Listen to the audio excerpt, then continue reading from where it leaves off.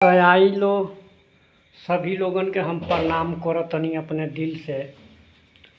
आज हम बहुत मन से ठीक बानी, पेट गुडगुडाइल है लेकिन तब फुटफुटाक ठीक हो गई। एगो काल का यहाँ पास में बिया लेकिन ओके हम देखावे के प्रयास नहीं करेंगे। साइड में हट, साइड में हट, साइड में हट। एक तो है न गरम है, हमार बेटी है अंकिता, ओकरा से दिला वाला गई ना मिले के बोलाई तो जोई ना बदमाशी। चलो हटो।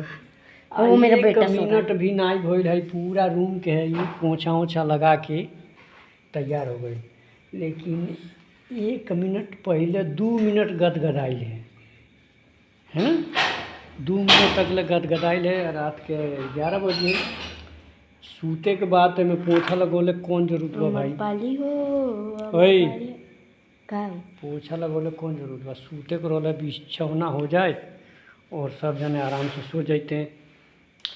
आ यहाँ जौन है बिछौना बा तो ए पर नहीं के सूत जात, जमीन पर सोई लो।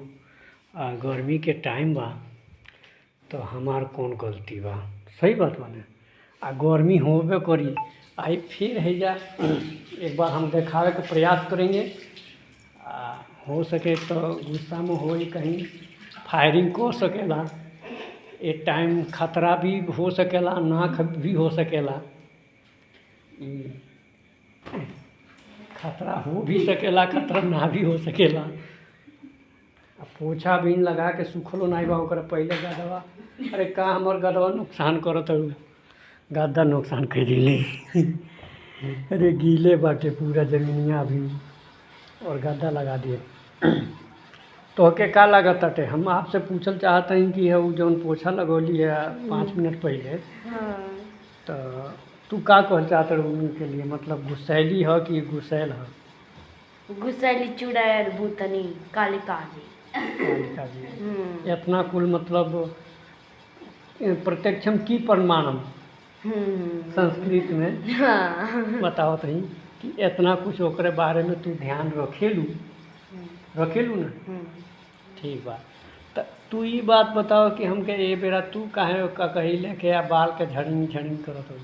पूरा घर में बाल झाड़ दे तो सवेरे फिर उठ के खाना बनी तो खाना में बाल जाई ना, झाड़ू लग जला। ओके ठीक बा। तो हरा का विचार बा? का कहल चाहत गुस्सैली के बारे में? गुस्सैली तू का कहत एकरे बारे में? देखे बिछौना भी लाग गई, जमीन पे सोई